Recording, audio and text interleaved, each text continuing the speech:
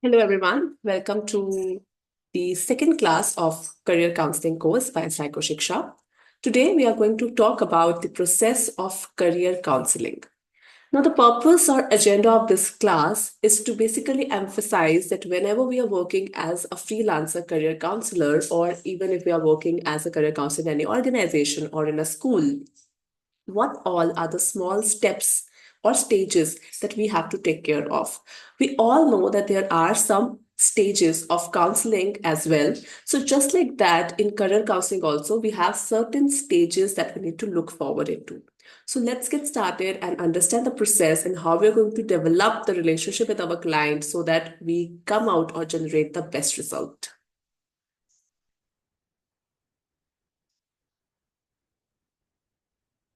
Now, the first stage that comes here in the process of career counseling is getting to know you. The first stage of your counseling is known as the initiation stage. Here, you will get to know your counselor and he will get to know you. At this stage, it is vital to start building up a rapport with your chosen mentor or coach. If relationship is not going to work, then you need to seek an alternative counselor. This will be through no fault of your own, but having a counselor you are comfortable talking to is extremely important.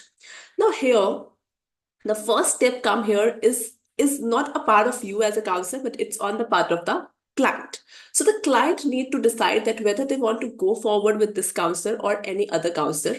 And as a counselor, if they're not choosing you as their career counselor or their career coach, do not feel bad about. It's nothing wrong with you. It's nothing wrong with the client. It's just that two people sometimes do not get well along and they decided not to, be together. Maybe I am a very good career coach to somebody, but I am not the good coach to somebody else. So it's perfectly fine. Okay. So what is important here is that a good relationship should be there. If there is any kind of a bitterness between the client and the coach, then further relationship is going to be very hampered or it's not going to be very positive. So we need to try, make sure as a counselor that we give them a good space and we will be very welcoming and warm towards them so that they come and accept us. And even if they do not accept and we are not going hand in hand, that's also perfectly fine. Okay. So first stage is to know your counselor for the client, and for the counselor, it's important to know your client nicely and be comfortable about every possible thing that is you can talk about. The second stage comes here is gathering of data. The stage involves both yourself and your caregiver or parents. Data needs to be gathered so that a picture of who you are can be built up. This is done in various ways, including questionnaires and form filling. This part of the process may seem a little boring, but it's essential that your counselor understands not just who you are now, but where you have come from to reach where you are. Now, here, as a career counselor, we need to prepare some kind of a raw questionnaires, or we need to prepare some kind of a raw survey questions or some ice-breaking questions or some ice-breaking activity for our client so that we get to know them more nicely and in a more better way. So you can ask questions like, what is more important to you, peace of mind or money? Where do you see yourself in another 5 years? Okay. And what is your aim or ambition? What type of a workplace you look yourself working in? What type of a role and responsibility you like to take up? Okay. So these are some type of ice breaking questions that will help you to know the client, as well as it will help you to know their career space as well, that what type of a organization or workspace they want to enter in. So these type of ice breaking questions are serving both ends. They are serving you with the ice breaking, they are serving the client with the ice breaking process. Along with that, they are serving you with the process to know them a little more nicely. Okay. Along with that, in gathering of data, we need to emphasize to know information about their guardians and their parents, to know what they work for, what they are doing, what's their education qualification, what's their financial status, how much they invest in the child education, okay, and how often they want their child to start earning. Okay, they can invest on their child for like 6 7 years, or they want an instant job for their child which gives them good money because they are somehow dependent on their child for certain finances. So everything need to keep up in the mind, and this is the stage where you collect all these fine details from your client. The next stage comes here is awareness. This is an extremely important stage of career counseling. By this stage, you will be comfortable with your chosen coach or mentor, and your counselor will know a lot about you. With this knowledge, he is then able to start working towards steps and strategies that he will use throughout the remaining stages of your counseling. At this stage, your rapport with your counselor should be excellent and you should feel relaxed and comfortable with your session. Now, here, what the coach is doing, the career coach or the career counselor is doing, is playing a role that now they have all the knowledge, and it's important for me as a career counselor to tell everything to my client. Okay, so I have to tell them that what this process looks like, how many sessions are going to be there, how I'm going to help him, okay, or her, okay, what all psychometric tests will going to be applied, and how the results will be shared, and if the results come out, how the career will be selected, and if we analyze it nicely, so how I'm going to help you to reach your final goal. So this is basically, if I say awareness is a little lame word, if I go with a more psychological term, then it comes down to a debriefing, that you need to tell the client everything that's going to happen in the career counseling sessions that are going to come forward for the next days. Okay. After awareness, we come to the main. So this all three parts were the part of stage 1. Okay, now we're entering into stage 2, that is exploration. With stage 1 completes, you will now swiftly onto the exploration stage. By now, you will know for sure you have chosen the best counselor. During this stage, you will conduct an analysis with the help of your mentor. This analytical stage will include some tests, and you will have your social behavior assessed as well as your personality and your career interest. With this information and your job experience discussed, it is time to move on to one-on-one interaction with your counselor that will allow you to discover the venues and paths that are open to you. Now, in the stage of exploration, we are providing them with all the psychometric tools that we are going to apply on. Okay. We are going to apply 4 psychometric tools: personality assessment, intelligence assessment, aptitude assessment, and interest assessment. But we need to be very sure about that there is no particular stages that we need to follow, like first personality, then intelligence, then interest. No, you can give the psychometric tools in any particular order as you feel comfortable with. But as a career counselor, I personally like to give personality test, then interest test, because they're more interesting. And aptitude test is kept for the last because aptitude testing is little boring for the client. And if you give something boring in the initial stage, they might not turn up for the further session. But when you start with personality tools, they get it very catchy that, wow, I'm going to get a lot about me. I'm going to know about myself. So they find it very interesting. Okay. And knowing their personality types or knowing their interest areas, something so normal that I, as a counselor, I believe everybody should be aware about them. So this is the stage where we apply all the psychometric tools. Now, psychometric tools should not be applied in one day. You can keep different days. For example, one day you can apply, you can apply one personality tool, and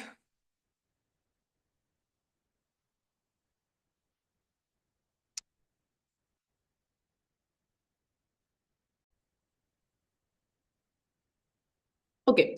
Now, as we were talking about the various psychometric tests that we are going to cover in exploration stage, I was telling that it's not quite obvious that you are going to cover all the psychometric tests in one day. So you can keep different days for different psychometric assessments, like one day for personality, or maybe in one day you can give personality and interest tests because they are very small, okay, and short. Then next day you can give them intelligence test, okay, and start with aptitude testing as well. So aptitude testing is a very lengthy test, okay, it's a very lengthy tool. It's like it's have 7 modules, so 10 minutes to each, like 70 minutes test. So you can always divide the test in 2 parts, but make sure that you are there and you're giving them proper time slots, like 10 minutes time slot. So 10 minutes should be given to the client to complete it. So these type of considerations should be kept in mind when we are working as a career counselor, especially on the freelancing level, or even if you're working in an organization or a school.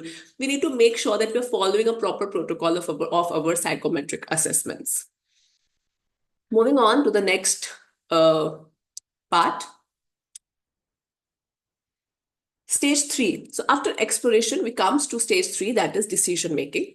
By this stage, different paths will have been explored and a decision need to be made. You and your counselor and your parents will need to reach a common ground. Any barrier that are stopping you from for choosing a career will be ruled out. The most appropriate options will be selected for your career and a critical decision will be made. It is at this stage where parents and children vote without counseling comes to head. Parents often accept their children to follow in their footsteps, accepting any other choice as a failure. Correct career counseling will explore which path is actually the right one for you and not just for your parents. Now, when we are talking about career counseling in the decision making stage, yes, this is one of the most challenging stage where we as a career counselor come up to, because sometimes it's our client or the child who is like, I want to go for, let's say, human resource management. And on the other hand, parents are saying that, no, I want my child to become an engineer. Now, in this kind of a area, you stuck up, and it's you who is going to play a role of a bridge between the parent and between the child. You need to see what is the best fit, and generally, of course, it's the children that we support because they are the one who are going to rule out the world, and they are the one who are going to live by the country, and they are going to live their life. So it's really important that career is apparently of their choice only and not of their parents. But sometimes parents are also correct because child want to explore something so offbeat, let's say wildlife photography, and parents are like, we cannot support him financially to opt for such kind of a courses. Then you have to counsel the child to come to a middle ground and be in favors with their parent. So this stage is actually little critical, and you need to work as a bridge. You need to be very calm, but always remember that your job as a career counselor is only to advise. The decision is actually of either the parents or the child, because they are living in a one family and they know better that how finance is going to manage, etc.